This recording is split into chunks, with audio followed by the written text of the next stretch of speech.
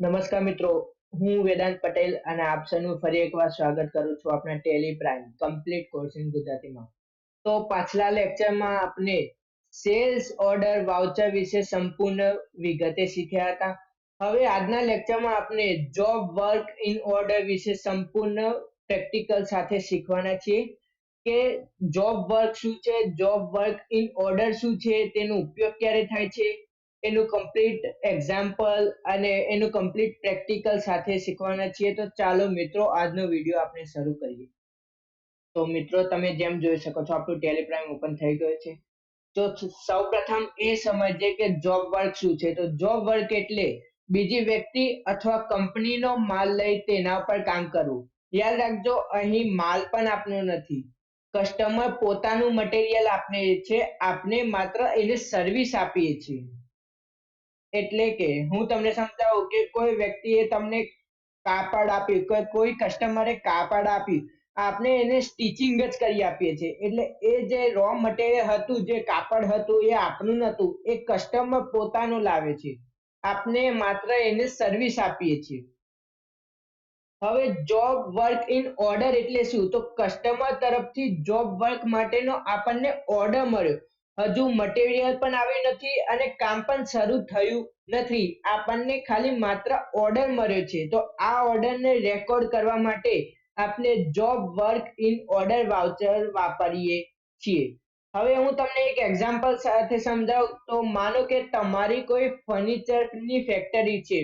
હવે રાજ ફર્નિચર તમને ફોન કરે છે અને એમ કહે છે કે હું તમને 100 પીસ વુડ આપીશ, તો તમારે મારા માટે 50 ટેબલ બનાવી આપવાના છે.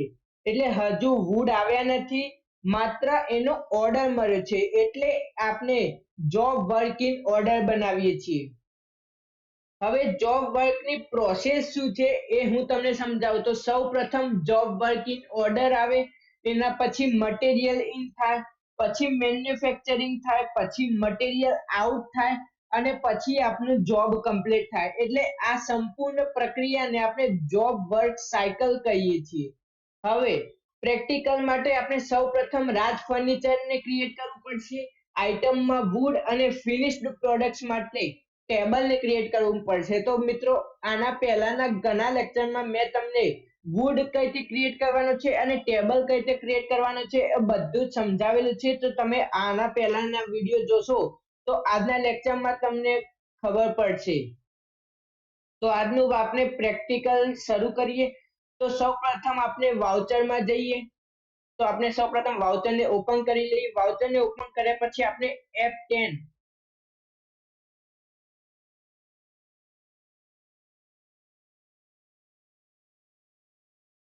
સૌપ્રથમ આપણે F10 ને ઓપન કરી લઈએ. F10 ને ઓપન કર્યા પછી શો ઇનએક્ટિવ માં જતું રહેવાનું છે. શો ઇનએક્ટિવ માં ગયા પછી જોબ વર્ક ઇન ઓર્ડર. તો તમે જેમ જોઈ શકો છો કે અહીં આપણું જોબ વર્ક ઇન ઓર્ડર નું વાઉચર છે, એને આપણે એક્ટિવ કરી લઈશું. તો આપણું જોબ વર્ક ઇન ઓર્ડર નું જે વાઉચર છે એ ઓપન થઈ ગયું છે. હવે પાર્ટી એકાઉન્ટમાં આપણે રાજ ફર્નિચર નું લેજર જે છે એ ક્રિએટ કરીશું.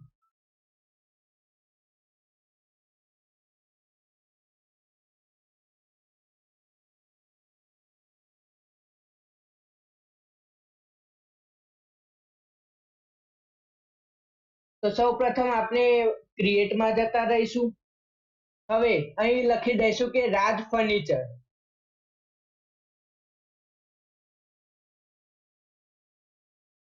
હવે રાજ ફર્નિચર છે આપનો, આપણે એ આપણનો કસ્ટમર છે, એટલે આપણે એને સન્ડ્રી ડેટર્સમાં મૂકીશું. તો તમે જેમ જોઈ શકો છો કે તમે ખાલી એટલું સન્ડ્રી લખશો એટલે અહીં બે ઓપ્શન આવી જશે. આપણે એમાં સન્ડ્રી ડેટર્સને ચૂઝ કરી લેવાનું છે. તો હવે સન્ડ્રી ડેટર્સને ચૂઝ કર્યા પછી આપણે આમાં કોઈ પણ ચેન્જીસ કરવાના નથી, એટલે આપણે એને કંટ્રોલ A કરી સેવ કરી લઈશું. હવે અહીંથી ડિસ્પેચ ડિટેલ્સ કે ડિસ્પેચ થ્રુ છે, ડેસ્ટિનેશન છે, કેરિયર નેમ અથવા એજન્ટનું નામ, bill of landing, motor vehicle number, date અને ટર્મ્સ ઓફ પેમેન્ટ અથવા મોડ ઓફ પેમેન્ટ કે કયા મોડથી તમે પેમેન્ટ કરો છો. જેમ કે કોઈ ચેક હોય અથવા કેશ હોય અથવા ઓનલાઈન પેમેન્ટ જેમ કે જીપે અથવા કોઈ પણ એક્સેટ્રા પેમેન્ટથી. અને અહીં હવે પ્રોસેસ ઇન્સ્ટ્રક્શન, તો ડ્યુરેશન ઓફ પ્રોસેસ અને નેચર ઓફ પ્રોસેસિંગ પણ છે. તો ડ્યુરેશન ઓફ પ્રોસેસ મીન્સ કે પ્રોસેસ નો ટાઈમ કેટલો લીધો છે અને એનો નેચર કેવો છે. તો હાલ આમાં આપણે કોઈ પણ ચેન્જીસ કરવાનો નથી એટલે આપણે એને એમના એમ જ રહેવા દઈશું.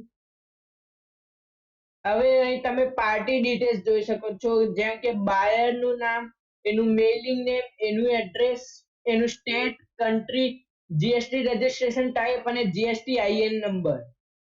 આપણે આમાં પણ હાલ એમના એમ જ રહેવા દેવાનું છે એટલે આપણે એને એમના એમ જ રહેવા દઈશું. હવે ઓર્ડર નંબરમાં આપણે લખી દઈશું ફોર એક્ઝામ્પલ,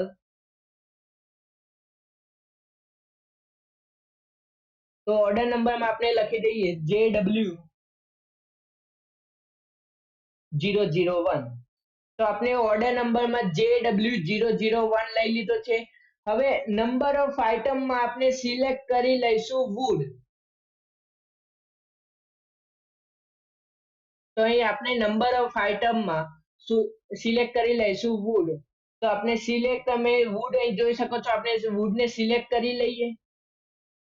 હવે ગો ડાઉન, અહીં તમારી ડેટ એનઆઈ દેવાની છે ગો ડાઉન. તો ગો ડાઉન સૌથી મહત્વની વસ્તુ છે મિત્રો. તો તમે જેમ જોઈ શકો છો કે આપણા જે 4 ગોડાઉન છે તેમાં મેઇન ગોડાઉનમાં 20 પીસ પડ્યા છે અને મેઇન લોકેશન વાળા ગોડાઉનમાં પણ 20 પીસ પડ્યા છે. તો તમે આમાંથી કોઈ પણ એક ગોડાઉન ચૂઝ કરી શકો કે જેમાં તમારે માલ પડ્યો છે. તો આપણે અહીં મેઇન ગોડાઉનને ચૂઝ કરી લઈશું. એમાં ક્વોન્ટિટીને 100 પીસ કરી દઈશું.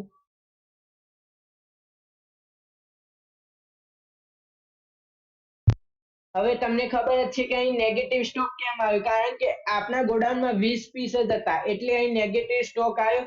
હું અત્યારે તમને ખાલી એક્ઝામ્પલ માટે સમજાવું છું. તમે જ્યારે પણ એન્ટ્રી કરો ત્યારે તમારા ગોડાઉનમાં જેટલો તમારો સ્ટોક હોય એ પ્રમાણે જ તમારે એન્ટ્રી કરવાની છે. એટલે અહીં તમારે રેટ આવી ગયો. હવે અહીં તમારે બીજો કોઈ પણ ચેન્જીસ કરવાનો નતો એટલે તમે અહીં જોઈ શકો છો કે તમને અહીં નેમ ઓફ આઇટમ આપેલી છે, ટ્રેક નંબર આપેલું છે, ગોડાઉન નંબર આપેલું છે. આમાં હાલ તમારે કોઈ પણ ચેન્જીસ કરવાનો નથી એટલે આપણે એને ઓકે કરી દઈશું. રેટ એમના એમ જ રહેવા દેવાનું છે. રેટ 80 રાખીશું એટલે અમાઉન્ટ એ 1000 રૂપીસ થઈ જશે.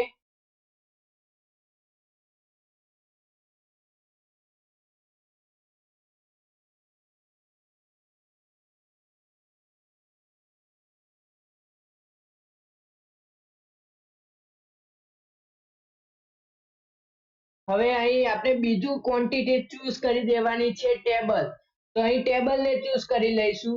તો ટેબલને તમે જેમ એક વસ્તુ મિત્રો બીજું પણ ધ્યાન રાખજો કે અહીં ટ્રેક કોમ્પોનેન્ટ્સ, તો તમારે અહીં હંમેશા યસ જ રાખવાનું છે.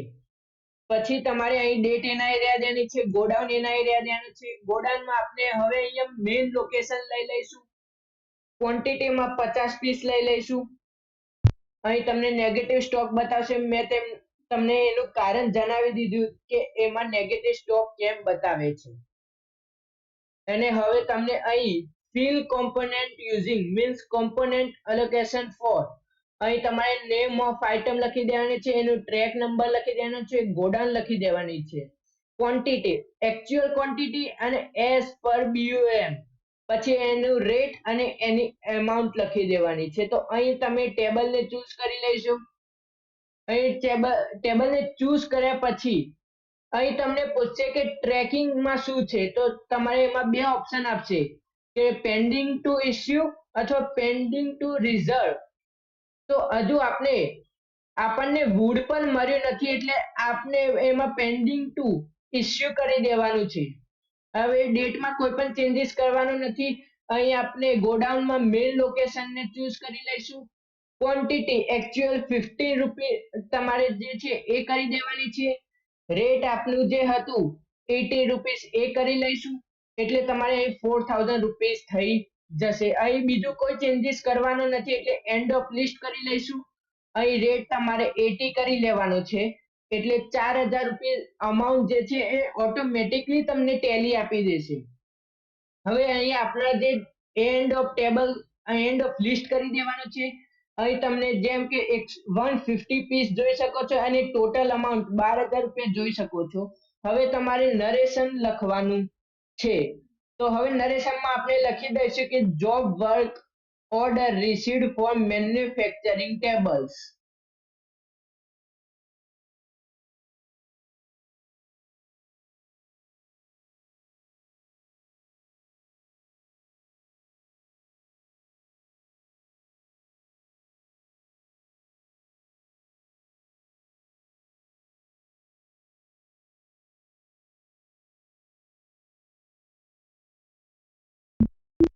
અને હવે આપણે અહીં નરેશનને લખ્યા પછી અહીં એક્સેપ્ટ કરી લઈશું. તો આપનું જોબ વર્ક ઇન ઓર્ડરનું પ્રથમ વાઉચર જે છે આપણે ક્રિએટ કરી લીધું છે.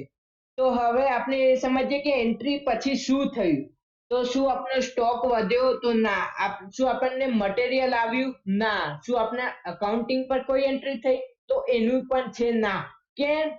તો આ માત્ર હજુ આપણને જોબ વર્ક માટેનો ઓર્ડર આવ્યો છે. હજુ આપણું ઓર્ડર આપણને મટીરિયલ પણ મળ્યું નથી અને આપણે એ જોબ વર્કને સ્ટાર્ટ પણ કર્યું નથી. હવે ઘણા સ્ટુડન્ટ ભૂલો એવી કરે છે કે જોબ વર્ક ઇન ઓર્ડરને મટીરિયલ ઇન સમજી લે છે અથવા કસ્ટમરને બદલે સપ્લાયરને પસંદ કરી લે છે અથવા રોંગ ક્વોન્ટિટી લખી દે છે, ઓર્ડર નંબર લખતા નથી અને મેઇન વસ્તુ એ છે કે નરેશન લખતા નથી. તો મિત્રો હંમેશા યાદ રાખજો કે કોઈ પણ વાઉચરના અંતે હું તમને દરેક વિડીયોમાં કહું છું કે કોઈ પણ વાઉચરના અંતે તમારે નરેશન લખવાનું છે. હવે આજે આપણે શું શીખ્યા એનું એક ક્વિક રિવિઝન કરી લઈએ.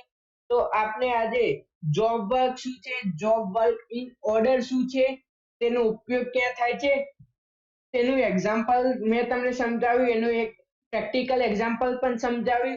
આપણે જોબ વર્ક સાયકલ શું છે અને ઘણા કોમન મિસ્ટેક શું થાય છે એ પણ તમને સમજાવ્યું. તો આજનું તમારું હોમવર્ક એ છે કે રાજ ફર્નિચર તરફથી આપણને જોબ વર્ક ઇનનો ઓર્ડર બનાવો. વુડ 200 પીસ અને ફિનિશ્ડ પ્રોડક્ટ્સમાં 100 ટેબલ. ઓર્ડર નંબર તમારે લેવાનો છે JW002. ત્યારબાદ તમારે એ એન્ટ્રી સેવ કરી દેવાની છે અને હોમવર્ક પૂર્ણ થયા પછી તમારે કોમેન્ટમાં લખી દેવાનું છે કે હોમવર્ક ડન. અને જો કોઈ ક્વેશ્ચન હોય તો પણ કોમેન્ટમાં જરૂર પૂછજો. મિત્રો આજે આપણે જોબ વર્ક ઇન ઓર્ડર સંપૂર્ણ પ્રેક્ટિકલ સાથે શીખ્યા. યાદ રાખજો, આ વાઉચર માત્ર ઓર્ડર રેકોર્ડ કરવા માટે છે. એક્ચ્યુઅલ મટીરિયલ પછી મટીરિયલ ઇન વાઉચર દ્વારા આવશે અને કામ પૂર્ણ થયા પછી આપણે મટીરિયલ આઉટ વાઉચર દ્વારા એનું બહાર જઈશું. તો મેં તમને પહેલા પણ મટીરિયલ ઇન વાઉચર અને મટીરિયલ આઉટ વાઉચર વિશે વિડીયો બનાવી દીધો છે. જો તમે એ વિડીયો હજુ ના જોયો હોય તો તમે એ વિડીયો સૌ પહેલા એ જોઈ લેજો, પછી જ આ વિડીયો જોજો. હવે નેક્સ્ટ લેક્ચરમાં આપણે જોબ વર્ક આઉટ ઓર્ડર વિશે સંપૂર્ણ પ્રેક્ટિકલ સાથે શીખીશું. જો આજનો વિડીયો ગમે હોય તો લાઈક કરો, તમારા મિત્રો સાથે શેર કરો અને ચેનલને સબસ્ક્રાઇબ કરવાનું ભૂલશો નહીં. ત્યાં સુધી પ્રેક્ટિસ કરતા રહો. હું વેદાંત પટેલ મળીશ તમને નેક્સ્ટ લેક્ચરમાં. ધન્યવાદ.